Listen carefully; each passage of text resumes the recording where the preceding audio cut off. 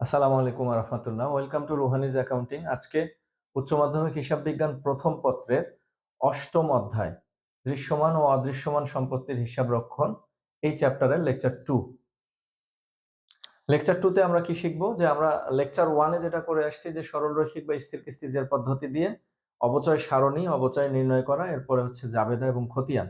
তো আমাদের লেকচার 1 এর দ্বারা একটা বড় কাজ হয়ে গেছে, এটা হচ্ছে জাবেদা এবং খতিয়ান। জাবেদা খতিয়ান সব নিয়মের জন্য সেম।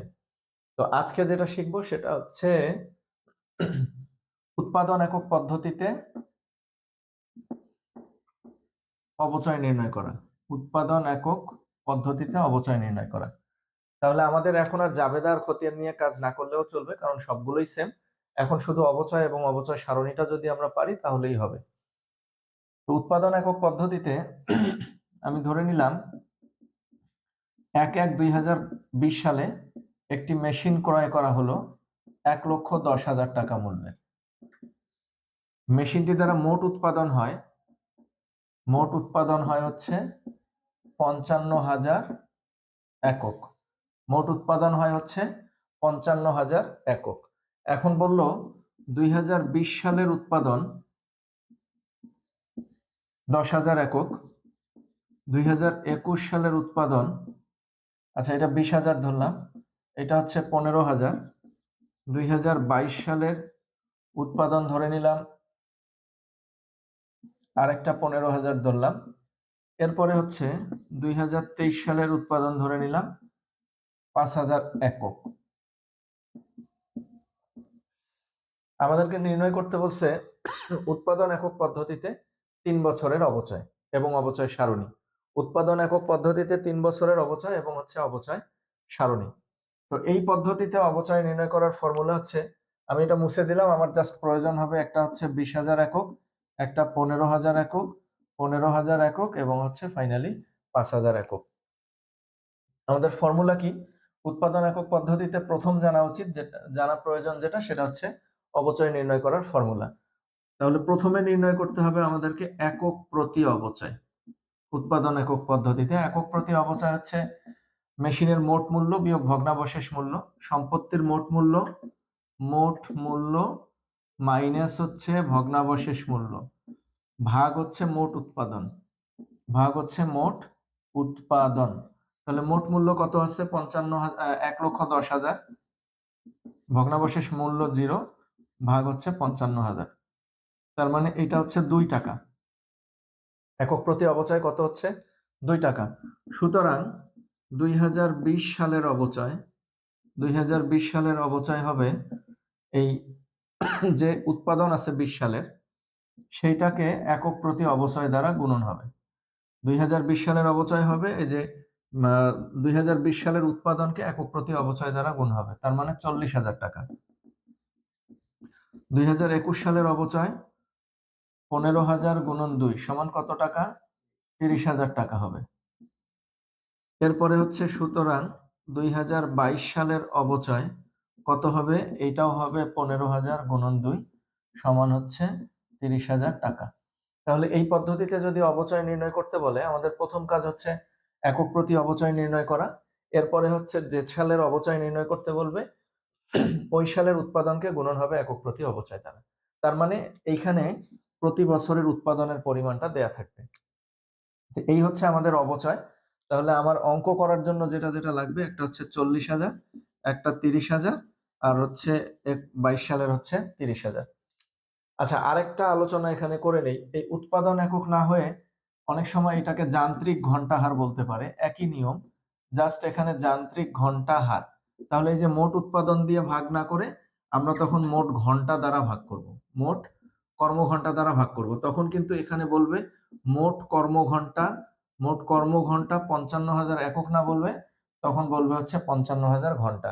জাস্ট উৎপাদন একক হলে একক শব্দটা বলা থাকবে, আর ঘন্টা হলে ঘন্টা শব্দটা বলা থাকবে, বাদ বাকি সবই সেম।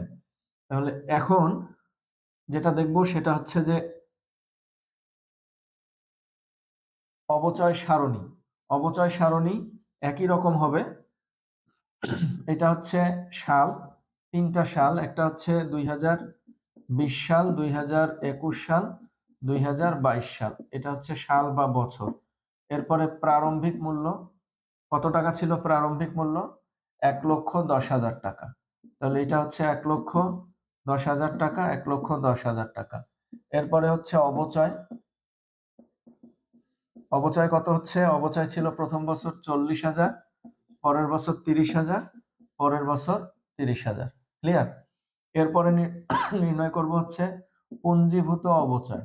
তাহলে পুঞ্জীভূত অবচয়টা এটা হবে 40,000, 40, 30, 70,000, 70,000 আর 30,000 হচ্ছে 1,00,000 টাকা। পুঞ্জীভূত অবচয় নির্ণয় করতে হবে অবচয় যোগ করে করে।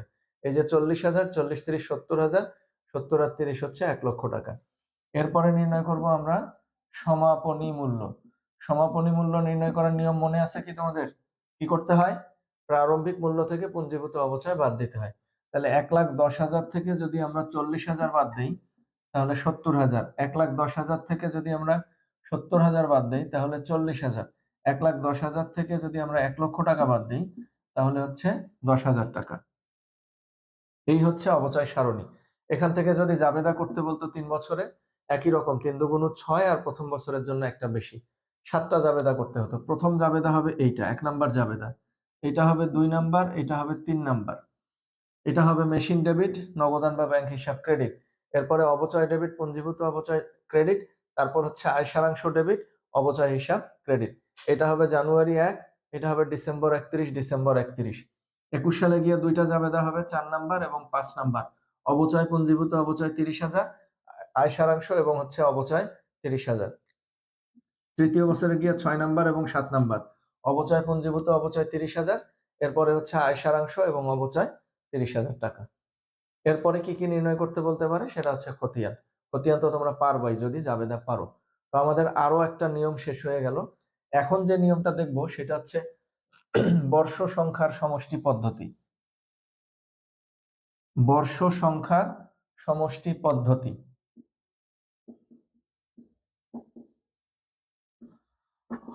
বর্ষ সংখ্যার সমষ্টি পদ্ধতি। বর্ষ সংখ্যার সমষ্টি পদ্ধতি, প্রথমে আমাদেরকে নির্ণয় করতে হয় সমষ্টি। সমষ্টি নির্ণয় করার ফর্মুলা হচ্ছে n into n plus 1 divided হবে 2। n মানে আয়ুষ্কাল। আমি সরাসরি ফর্মুলা আলাদাভাবে লিখে না দিয়ে সরাসরি অঙ্ক প্লাস ফর্মুলা দুইটা কাজ একই সঙ্গে করতেছি। মনে করো কোনো একটা অঙ্কের আয়ুষ্কাল বলা আছে 10 বছর। তাহলে n এর মান 10 যোগ 1 ভাগ হচ্ছে 2। তাহলে এটা হচ্ছে 5, 5, 11, 55। এটা হবে সমষ্টি। ক্লিয়ার? তাহলে ধরো 2020 সালের অবচয় কি হবে? 2020 সালের অবচয় হবে সম্পত্তির মোট মূল্য 1,10,000 ধরে নিয়েছিলাম, ভগ্নাবশেষ মূল্য দেয়া নাই, 0 গুণন হবে n প্লাস 1 মাইনাস হবে t ডিভাইডেড হবে সমষ্টি। এটা হচ্ছে formula, n plus 1 minus t divided সমষ্টি। অর্থাৎ আমি যদি সোজা কথায় বলি, অবচয় নির্ণয় করার ফর্মুলা হচ্ছে সম্পত্তির মোট মূল্য, সম্পত্তির মোট মূল্য মাইনাস হবে ভগ্নাবশেষ মূল্য, মোট মূল্য মাইনাস ভগ্নাবশেষ মূল্য গুণন হবে n plus 1 minus T divided হবে সমষ্টি। এটা হচ্ছে ফর্মুলা। ক্লিয়ার? তাহলে এখন আমরা মান বসাই। টি মানে যততম বছরের অবচয়। টি মানে কি? যততম বছরের অবচয়। টি মানে হচ্ছে যততম বছরের অবচয়, T for time. T for time, যততম বছরের অবচয়। এটাই হচ্ছে মূল ফর্মুলা। আর সমষ্টি নির্ণয় করার এটা হচ্ছে ফর্মুলা। তাহলে n এর মান ধরে নিছি 10 কোনো একটা অঙ্কের, তাহলে এটা হচ্ছে 55। এখন আমরা মান বসাবো। একটা অঙ্ক ধরে নিছি যে সম্পত্তির মূল্য হচ্ছে 1,10,000, কোনো ভগ্নাবশেষ মূল্য নাই। তাহলে সমষ্টির মান কত হচ্ছে 55।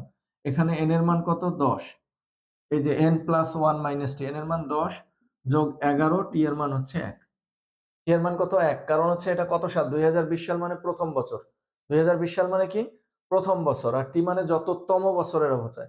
তার মানে 20 সালে কততম বছরের অবচয়? প্রথম বছরের অবচয়। এই জন্য 20 সালে টি এর মান হবে 1। আর এটা হচ্ছে সূত্রের 1। তাহলে 10 আর 1, 11 থেকে 1 বাদ দিলে 10।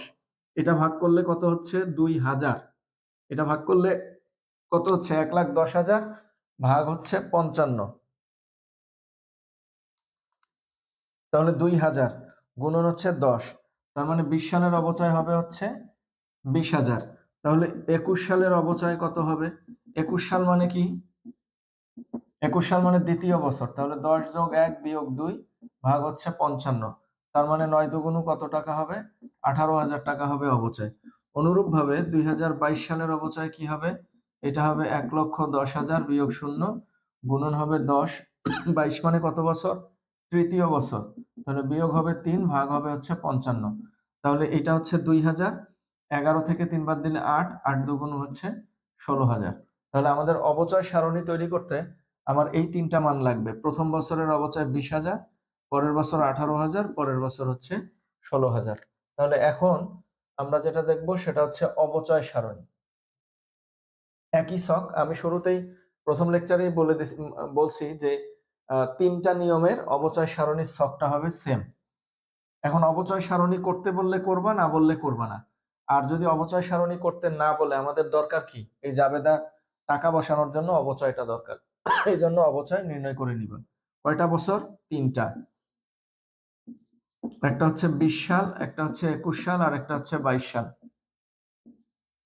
প্রারম্ভিক মূল্য কত ছিল? 1,10,000। এবার আসো অবচয়। অবচয় প্রারম্ভিক মূল্য 1,10,000, প্রারম্ভিক মূল্য 1,10,000। অবচয় ছিল 20,000, একটা হচ্ছে 18,000, আর একটা হচ্ছে 16,000। এরপরে আমরা নির্ণয় করব পুঞ্জীভূত অবচয়।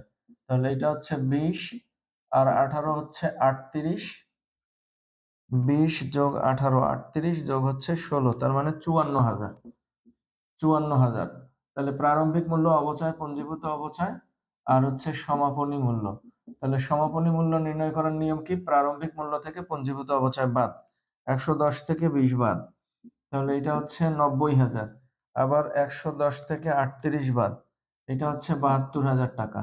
আবার 110 থেকে 54,000 বাদ, তাহলে এটা হচ্ছে 56,000 টাকা। ক্লিয়ার? এটাই হচ্ছে আমাদের অবচয় সারণী। তাহলে এখানেও জাবেদা কয়টা হবে? এখানেও কিন্তু জাবেদা হবে আমাদের মোট কয়টা?